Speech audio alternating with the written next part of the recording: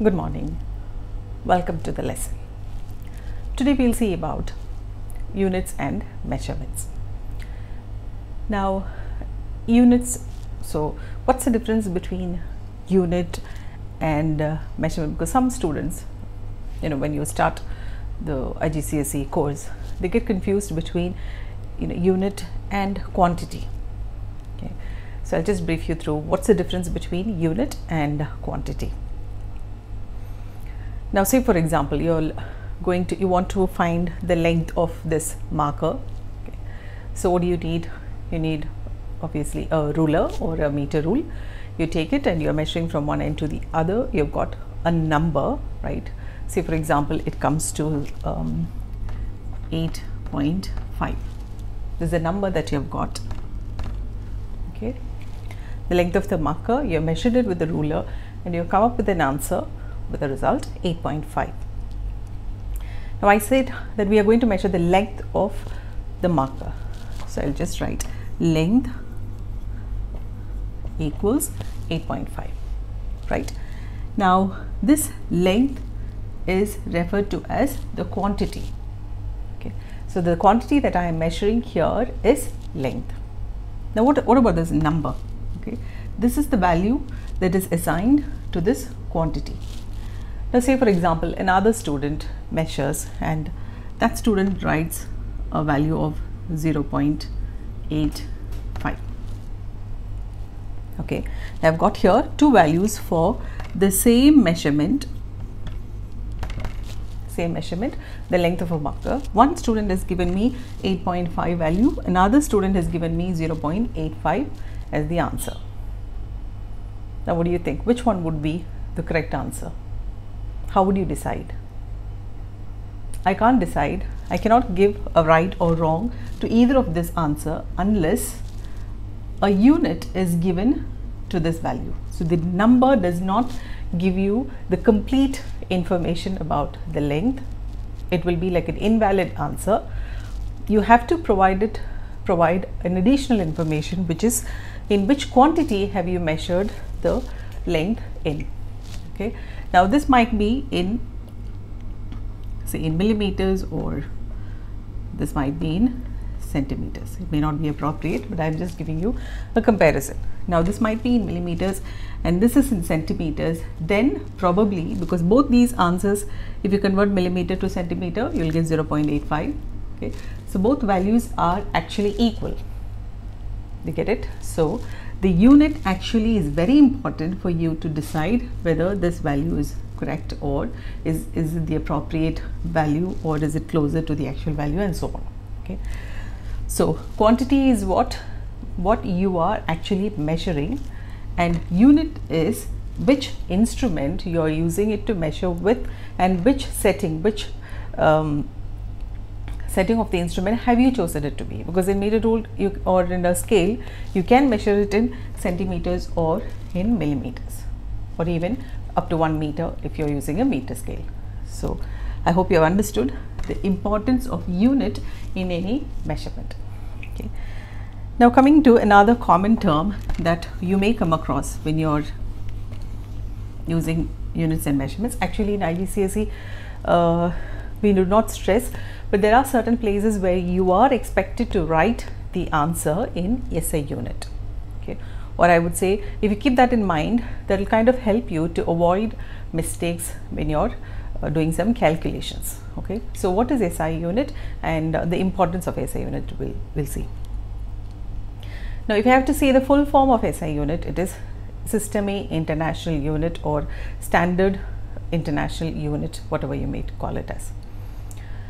Now why do we need to have a standard unit? Okay, I'll give you a simple example for you to understand. Say I'm going to measure the acceleration due to gravity in one part of the world. Okay, or a student A measures acceleration due to gravity in one part of the world, and he or she gets, say, 9.85 meters per second square. Another student B in some other part of the world measures, and he or she gets an answer of 9.850, say, millimeter per second square. Now a third student gets an answer of say 9 meters per second square. Okay, at different parts of the world, 3 different students have conducted and they have come up with these 3 answers. Now looking at the answer, what can we say? Now we all know acceleration due to gravity, we consider it to be a standard value, which is 9.81 to be precise, up to 3 significant figures. We use that for calculations and so on.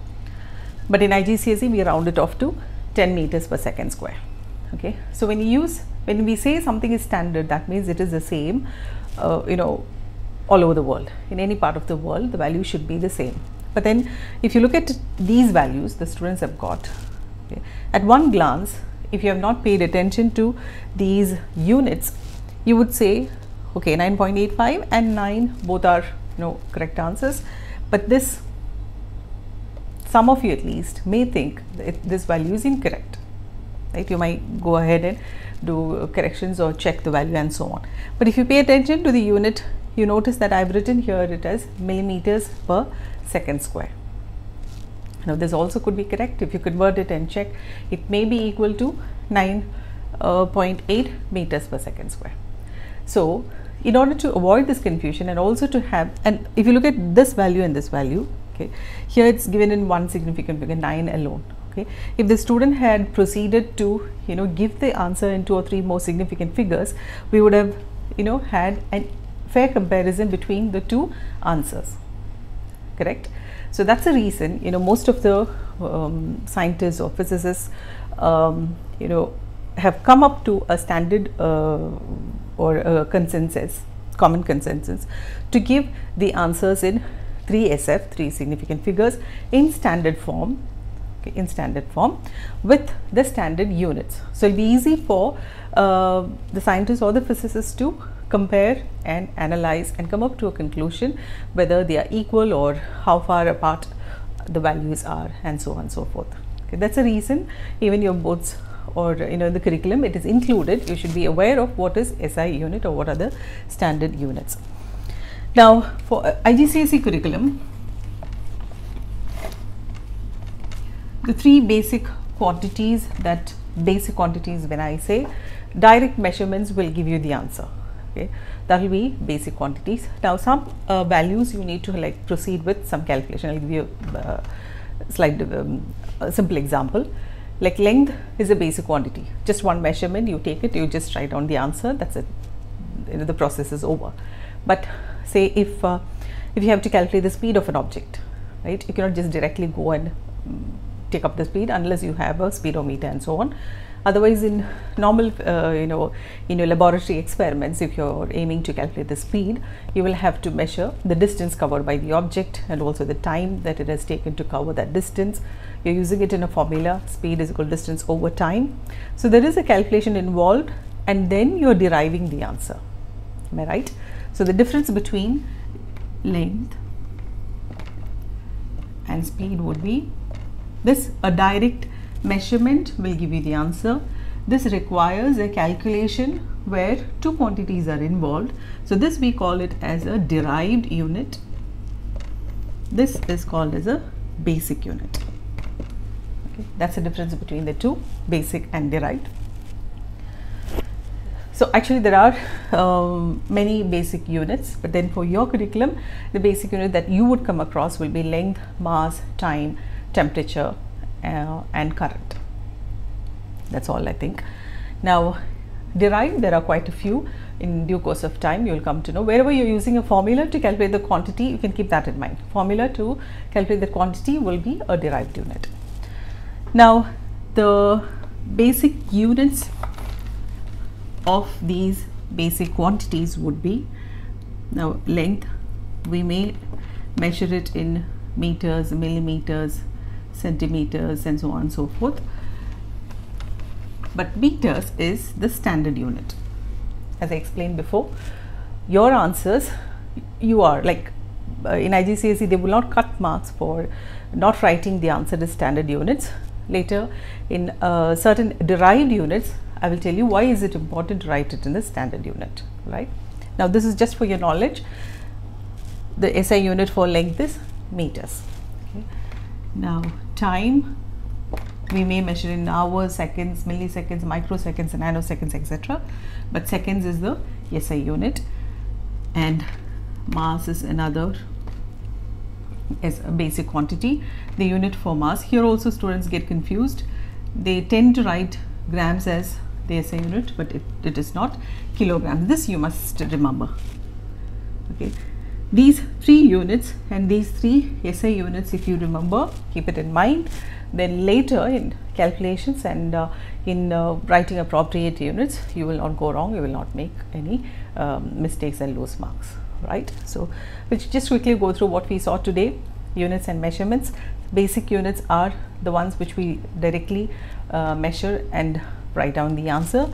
Derived units would be the quantities that you plug in a formula and get the answer. Those will be derived units, derived quantities and derived units as well. Now for speed, what is a unit? You all may know, meters per second, right? How did we arrive at this unit? I'll give you a hint.